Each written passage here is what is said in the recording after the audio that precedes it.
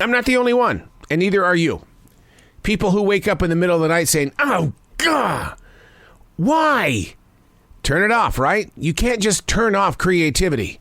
You got to coax it. You got to build a relationship up with it. You've got to be able to listen to it, but don't let it dominate you. Unplug, because we will always say yes to creativity. Totally Uncut, because we all make mistakes. So turn it into a tool. This is Arroe Unplugged.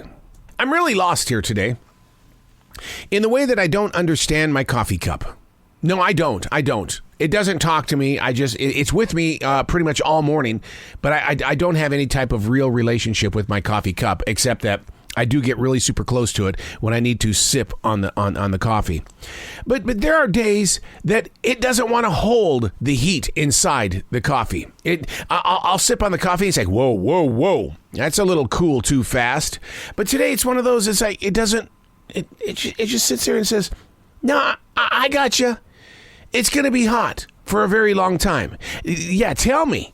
Because it's that coffee's been in there for like maybe 40, 45 minutes, and it's still scalding to my tongue. I just don't get it. Some days, I'm drinking cold coffee. Other days, it's like, what the hell is going on here? I don't know. What's your relationship with your coffee cup? My mom had one cup her entire life. Or it felt like it. And you could see her lipstick stains and all that kind of stuff all over it. I wonder what we leave on it. I try to wash it every day because I have a fear of coffee stainitis. In other words, something, grows where the coffee was, and then you get sick and you're wondering why you got sick. And then something happens, and then in the headlines come out one day and they say, coffee stainitis took this guy's life. And then everybody starts fearing for their coffee cups and they start throwing them away. And it's like, wait, that's a relationship with a coffee cup? Yeah, it's very important to a lot of people. That's why I can't do Starbucks. I don't have enough time to build a relationship up with that coffee cup. No, I got to have my own coffee cup because we've been together and we are together every morning. Hey, it's Arroe. This is The Daily Mess, a chronological walk through an everyday world. I am a daily writer. I think of junk like this because I believe that coffee cups have feelings. I just don't understand why this coffee cup isn't cooling off my coffee this morning. It's too hot. I don't want just a sip. I want a gulp. There's a difference between a sip and a gulp. I got to have my gulp. It's what gets me through the first part of the morning so I can move on. Move on. This is The Daily Mess. Hey, between the two of us, you got to start paying close attention to whom is trying to reach out to you. I keep hearing these stories about family members and friends who've been silent for so many years, attempting to make contact with their circle, those people they used to be around a long time ago. And they're looking for some love and they're looking for some hope. And of course, I had to do some research on this. And it shows such a reconnection is what people naturally do. And both sides should respect the invitation to see, hey, what have you been up to? Now, here's where I have a problem with this. I'm not that person that can walk such a path. And the reason why is because I don't thrive on the past. I live in the present. Postcards from the past are weight. When people from yesterday come knocking on the door, the conversation is about the now, not then. Now, some find this lifestyle completely difficult to digest.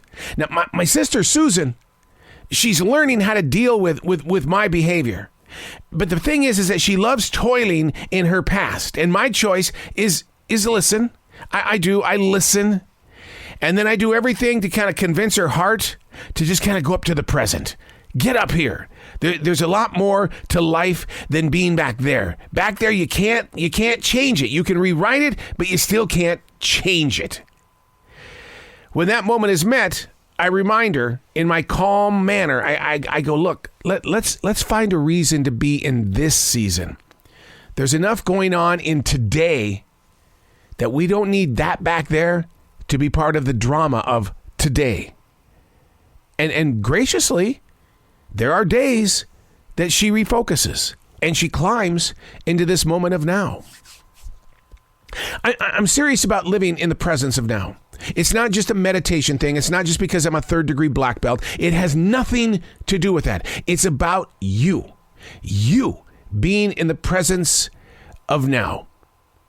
It's too easy to go back there or to become that visionary and think that you're going to plan out every single step that you're going to do in your life. And that is just totally impossible because there are too many people that are getting in your way. And today I could be one of those people. I could be the one going, hey, I know that you were going to work on this because it's part of your future. No, don't do it. You're going to waste a lot of time, energy, and money trying to get there. And the key word there is trying. Yeah, I get it. You invest a lot of time, and it's like I'm going to, and then that doesn't happen.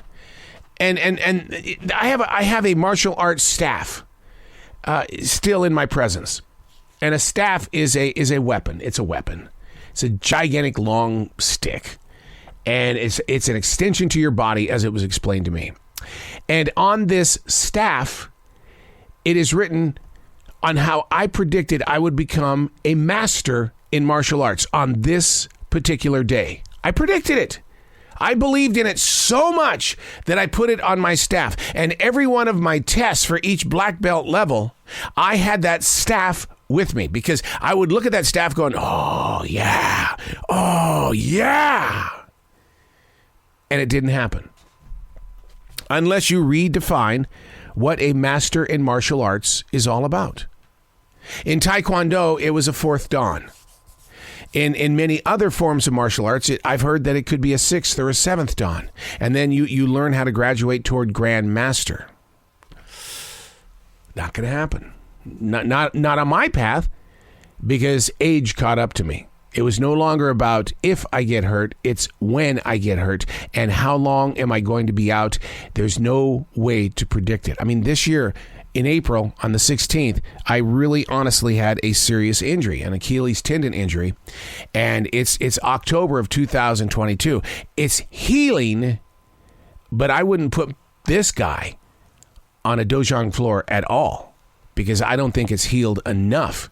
And can you imagine if you were that close to becoming a master in martial arts and an injury like an Achilles tendon injury takes you out, not for just 1 week, but for several months? You're like going, I'm reaching so much energy, reaching, while your present place of now is suffering. Live in the now. Be in the now. Experience everything that is now. This is where it's at. Be grateful. Be mindful.